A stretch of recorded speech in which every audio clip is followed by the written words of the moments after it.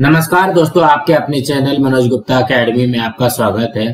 दोस्तों, आज हम लोग कक्षा 5वीं के परिसर अध्ययन भाग 1 में पाठ 24 पदार्थ, वस्तु और ऊर्जा, इस पाठ का स्वाध्याय अर्थात प्रश्नोत्तर करने वाले हैं।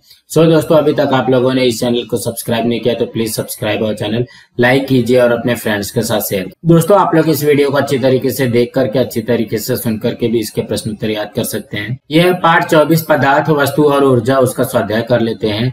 प्रश्न 1 में क्या दिया गया है, अब क्या करना चाहिए, उसमें से पहला है घर आए अतिथियों के लिए तुरंत शरबत तैयार करना है, घर में केवल मिश्री ही है। इसके उत्तर में आएगा मिश्री को खरल में मूसली से कूट कर उसका चूर्ण बनाएंगे, यह पानी में आसानी से घुल जाता है, इससे शरबत बनाकर अतिथि को देंगे। अब अगला करते हैं। दूसरे में क्या दिया गया, मक्के के सेके हुए भुट्टे पर लगाने के लिए नमक चाहिए, परंतु अपने पास ढोका नमक ही उपलब्ध है। इसके उत्तर में आएगा नमक के ढोके को सिलबट्टे अथवा खरल मूसली से कूट कर उसका चूर्ण बनाएंगे।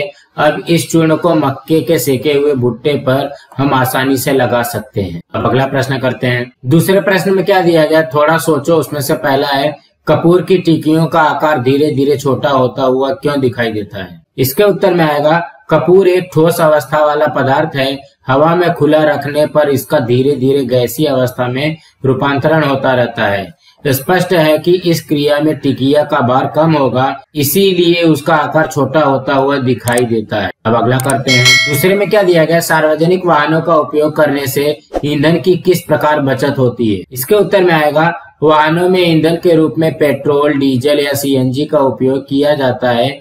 इन छोटे वाहनों में बहुत कम लोग बैठ सकते हैं, परंतु सार्वजनिक वाहनों में अधिक लोगों को यात्रा की सुविधा होती है। इनकी क्षमता कई छोटे वाहनों के बराबर होती है, इसलिए सार्वजनिक वाहनों का उपयोग करने से ईंधन की बचत होती है। अब अगला प्रश्न करते हैं। प्रश्न 3 में क्या दिया गया, नीचे दिए गए प्रश्नों के उत्तर लिखो। उसमें से पहला है नैप्थलीन की गोलियां रखे गए कपड़ों में से इन गोलियों की गंध क्यों आती है। इसके उत्तर में आएगा नैप्थलीन ठोस अवस्था वाला पदार्थ है, इसका निरंतर गैसीय स्वरूप में रूपांतरण होता रहता है। यह गैस अल्प मात्रा में कपड़ों की तहों के बीच भी रह जाती है, इसीलिए कपड़ों में से नैप्थलीन की गोलियों की गंध आती है। अब अगला करते हैं। दूसरे में क्या दिया गया, प्रकृति में पानी किन किन अवस्थाओं में पाया जाता है। इसके उत्तर में आएगा प्रकृति में पानी ठोस, द्रव तथा गैस, इन 3 अवस्थाओं में पाया जाता है। अब अगला करते हैं। तीसरे में क्या दिया गया, पदार्थों की ठोस, द्रव तथा गैसीय अवस्थाएं इस आधार पर निश्चित होती है। इसके उत्तर में आएगा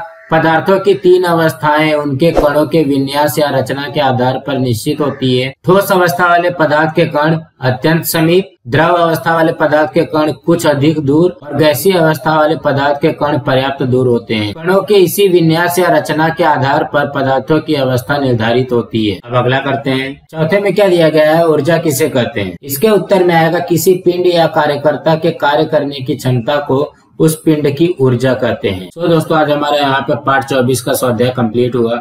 दोस्तों, आप लोगों को ये वीडियो कैसा लगा आप लोग कमेंट बॉक्स में जरूर लिख करके बताइए। इस वीडियो को ज्यादा से ज्यादा लाइक कीजिए, अपने फ्रेंड्स के साथ शेयर कीजिए ताकि उनको भी प्रश्नोत्तर मिल सके, और इस चैनल को सब्सक्राइब कीजिए। नमस्कार दोस्तों।